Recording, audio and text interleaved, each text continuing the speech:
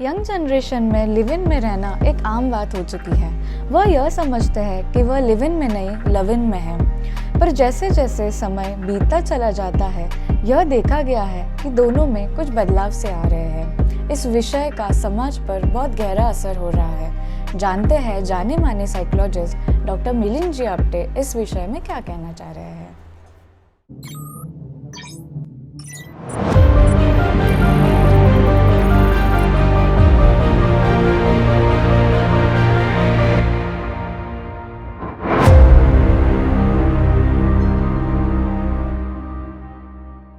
ये live in relationship ये एक कंसेप्ट है।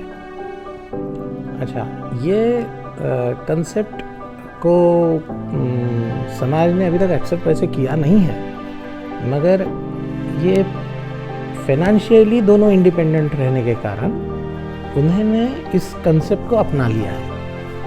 अब ये कितना सही है गलत है इसके ऊपर भी मैं बात नहीं करूँगा। मेरा ये कहना है ये चलेगा कितना।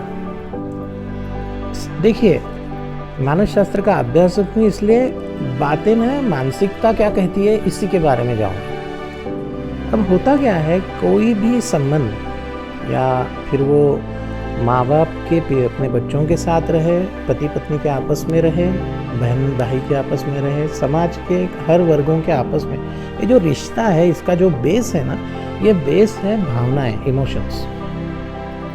और अगर इमोशंस है और इमोशनल डिपेंडेंसी है तो रिलेशन है, नहीं तो रिलेशन नहीं है। ये हर वर्ग में आप देख सकते हो। ये एक बहस का भी मुद्दा शायद आपके लिए हो सकता है, बट ये मेरा कहना है कि अगर रिश्ते हैं तो वहाँ पे इमोशनल डिपेंडेंसी है। ओके, सो रिश्ते हैं। अब ये लिव इन रिलेशनशिप का सबसे बड़ा प्रॉब्लम ये है कि यहाँ पे इमोशनल डिपेंडेंसी नहीं है। ये लिव इन रिलेशनशिप में आने वालों ने इसलिए लिव इन रिलेशनशिप अपनाई है क्योंकि कहीं ना कहीं वो समाज के ये संसार नाम की व्यवस्था को वो एक्सेप्ट नहीं करना चाहते। यानी और उनके शब्दों में अगर कहा जाए तो हमें अभी तक ये झंझटें नहीं होना है। झंझटें यानी कौन सी? एक दूसरे की रिस्पॉन्सिबिलिटी, संसार, घर, उसकी ज़रूरतें, फिर बच्चे, ओके, उनकी रिस्पॉन्सिबिलिटीज़, उनको लेके चलना आगे, ये सब चीज़ें मुझे नहीं चाहिए। मगर समय तो व्यतीत करना है तो, और अच्छा मुझे संबंध चाहिए, क्योंकि अगर स्त्री पुरुष संबंध अगर समाज में नहीं रहे तो वो भी नहीं हो सकता, क्योंकि ये तुम्हारी ज़रूरत हो जाती है। तो फिर यह एक नया प्रोडक्ट बाहर निकला, वेस्टर्न है, बाहर का है, लिव इन रिलेशनशिप। सो कुछ रिबेलिंग एटीट्यूड के जो कॉन्फिडेंट लोग थे उन्होंने इसको अपनाया और वो चलने लगे इस रास्ते में। अब ये देखा गया कि ये चलेगा कितना।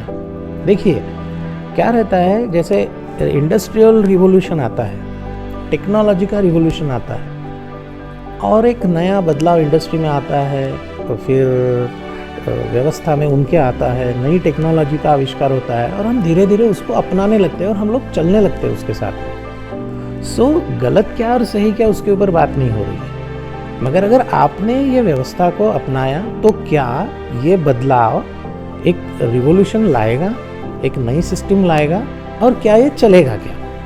क्योंकि टेक्नोलॉजी में भी क्या होता है, कंप्यूटर्स आए, फिर उसमें विंडोज़ आया, फिर विंडोज़ 10, 12 ये चलने लगा, मगर ये चला, हमने एक्सेप्ट किया, इंडस्ट्री ने एक्सेप्ट किया, समाज ने एक्सेप्ट किया, इसलिए वो चला।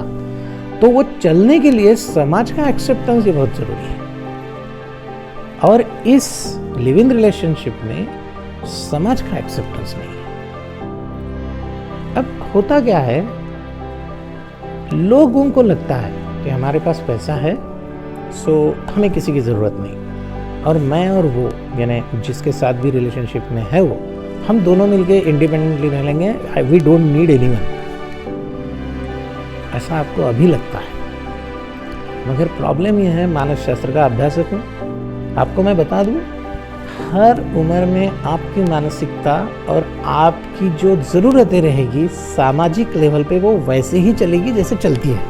आप कोई भी सिस्टम अपना लो, यानी आपके एक पर्टिकुलर उम्र के बाद आपको समाज की व्यवस्था मुझे एक्सेप्ट क्यों नहीं कर रही, ये सवाल जरूर आएगा। आपको इस समाज की जरूरत रहेगी, समाज का एक्सेप्टेंस आप एंजॉय करोगे। मैं इस समाज का हिस्सा हूँ, अलग अलग कार्यक्रमों में, अलग अलग त्योहारों में मुझे बुलाया जाता है, और अगर नहीं बुलाया जाता तो मुझे क्यों बुलाया नहीं जाता, ये चीज़ आपको नाराज कर सकती है।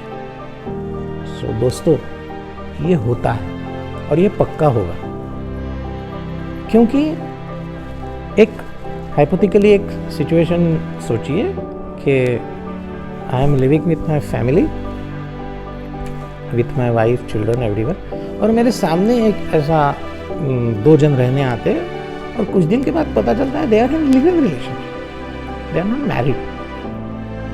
अब मुझे बताइए, मेरे यहाँ के किसी भी यानी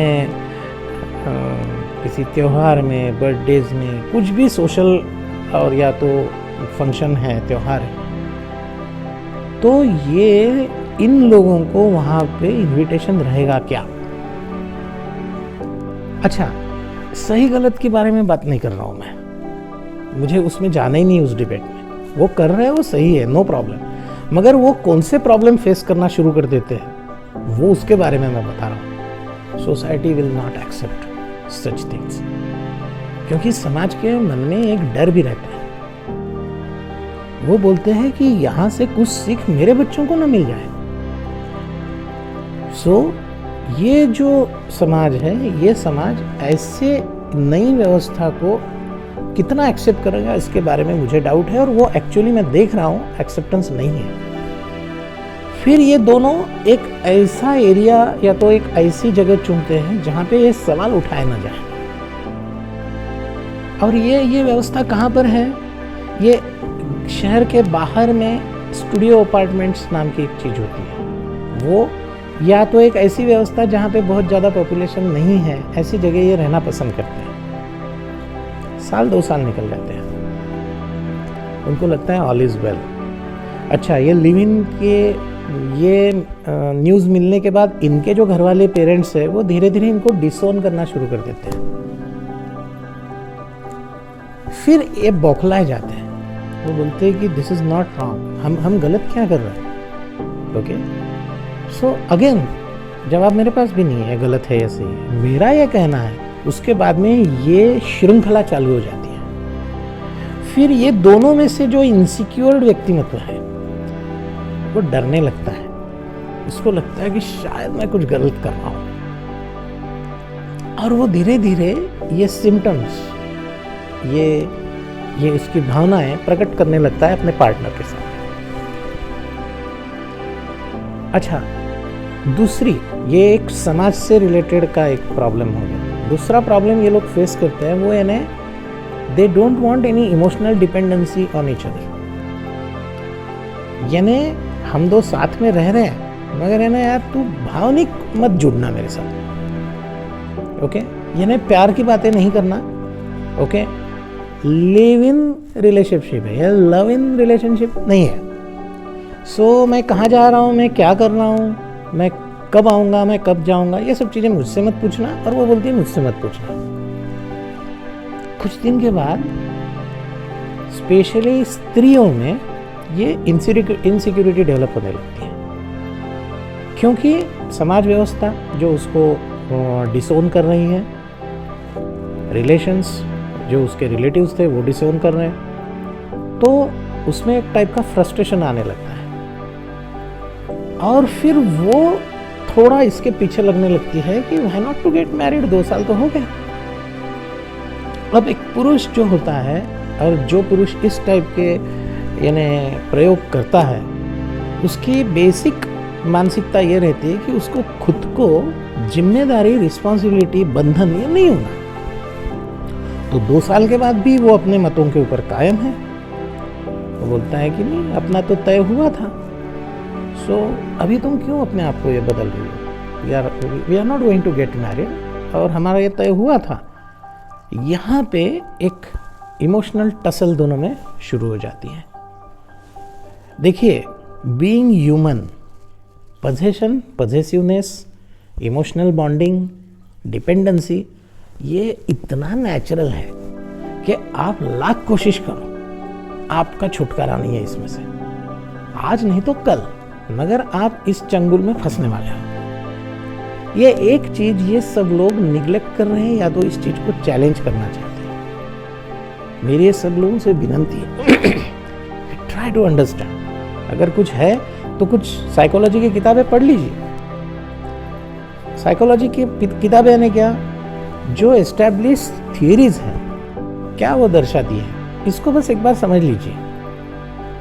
क्योंकि मनुष्य की मानसिकता ये एक नैसर्गिक मानसिकता होती है, जैसे निसर्ग, नेचर, ओके, धूप काला, ओके, बारिश, विंटर, इन दिनों में इन झाड़ों ने खिलना, इन दिनों में इन फलों ने आना, ये जैसा एक नेचुरल वे ऑफ लिविंग है निसर्ग का, नेचर का, वैसे ही पूरे ह्यूमैनिटीज की जो मानसिकता है वो एक ही डायरेक्शन में चलती है। आप और मैं उसे अवॉइड नहीं कर सकते, आप उसको चैलेंज करने की कोशिश कर रहे हो। जो सक्सेसफुल हो जाएं वो बहुत अच्छे, उनको मेरी शुभकामनाएं हैं। मगर बेसिक साइकोलॉजिकल जो कोर्स ऑफ एक्शन है उसको चैलेंज करके कुछ नहीं मिलेगा। आपके पास है कि क्या आप यानी ये सब चीज़ों को हैंडल करने के बावजूद आप खुशी खुशी रह सकते हो, तो व्हाट इज़ रॉन्ग? जरूरी थोड़ी है कि ये सही है और ये गलत है, इसके ऊपर हम बहस करें। अगर आप खुश हो, अगर आप सही, अगर आपको कोई चिंता ही नहीं है और सब कुछ ऑल इज़ वेल, तो बस चलने दीजिए, कोई प्रॉब्लम नहीं है। मगर मेरी प्रैक्टिस बहुत बढ़ रही है आप लोगों के कारण, समझ रहे हैं ना? तो ये मेरा कहने का उसका पीछे का मतलब था कि ट्राई टू अंडरस्टैंड, और ये चीज़ों को चैलेंज मत कीजिए।